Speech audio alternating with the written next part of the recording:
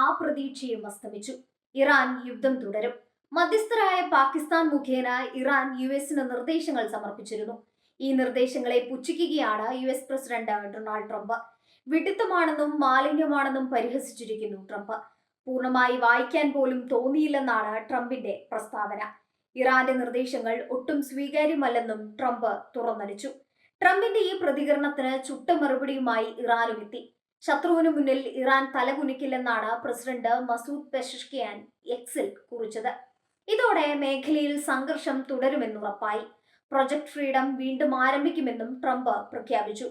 ഹോർമൂസിൽ ഇറാന്റെ കപ്പലുകളെ തടയുന്ന നടപടിയും തുടരുമെന്നാണ് യുഎസിന്റെ പ്രഖ്യാപനം. ലോകം മുഴുവൻ ഉറ്റുനോക്കുന്ന ട്രംപിന്റെ ചൈന സന്ദർശനം ഈ ആഴ്ചയാണ്.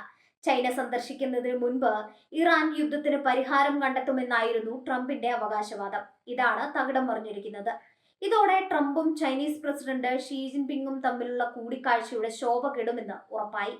ഈ ആഴ്ച ചൈനയുടെ തലസ്ഥാനമായ ബീജിംഗിൽ വെച്ചാണ് ഇരു നേതാക്കളും തമ്മിലുള്ള ലോകം മുഴുവൻ ഉറ്റുനോക്കുന്ന ചരിത്രപരമായ കൂടിക്കാഴ്ച.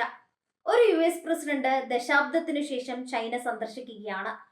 ഏറെ പ്രധാനപ്പെട്ട കൂടിക്കാഴ്ചയെന്നാണ് ഇതിനെ വൈറ്റ് ഹൗസ് വിശേഷിപ്പിച്ചത്.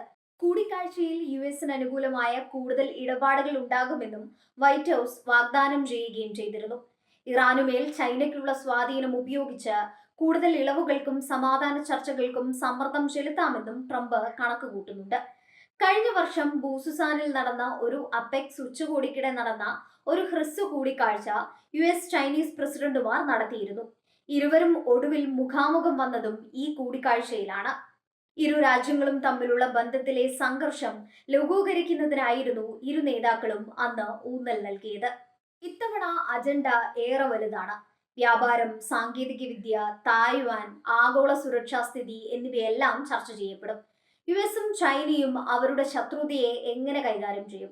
ഇതിന്റെ ഒരു പ്രധാന പരീക്ഷണമായി ഈ കൂടിക്കാഴ്ച മാറുന്നു.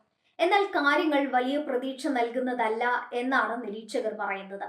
യുഎസ് ചൈന ഉച്ചകോടികൾ എപ്പോഴും അല്പം ഗൗരവമുള്ളതാണ്. ഒരു തലമുറ മുൻപ് നടന്ന യുഎസ് സോവിയറ്റ് ഉച്ചകോടികൾ പോലെ ട്രംപിന്റെ വ്യാപാര നയങ്ങളെക്കുറിച്ച് ചൈനക്കാർക്ക് ഏറെ എതിർപ്പുണ്ട്. മിഡിൽ ഈസ്റ്റിലെ യുദ്ധവും ഇരു രാജ്യങ്ങളും തമ്മിലുള്ള ബന്ധത്തിൽ ഏറെ നിർണായകമാണ്.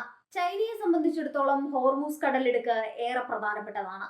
ഹോർമൂസിലൂടെ നിരവധി ചൈനീസ് എണ്ണക്കപ്പലുകൾ കടന്നു പോകുന്നുണ്ട്. യുഎസിന്റെ ഉപരോധം ചൈനയുടെ കപ്പലുകൾക്കും പ്രതിസന്ധി ഉണ്ടാക്കുന്നു. ചൈനയുടെ മുൻഗണന ഇതുമായി ബന്ധപ്പെട്ടായിരിക്കും. യുഎസ് ചൈന പ്രസിഡന്റുമാരുടെ കൂടിക്കാഴ്ചയുടെ ഫലം എന്താകും എന്നാണ് എല്ലാവരും ഉറ്റുനോക്കുന്നത്. രണ്ട് ധ്രുവങ്ങളിൽ നിൽക്കുന്ന രാജ്യങ്ങളാണ് യുഎസും ചൈനയും. ഒരിക്കലും ഒരുമിച്ച് പോകാൻ സാധ്യതയില്ലാത്ത രണ്ട് രാജ്യങ്ങൾ തമ്മിലുള്ള ആശയവിനിമയത്തെ ലോകം ഏറെ ശ്രദ്ധയോടെയാണ് നിരീക്ഷിക്കുന്നത്.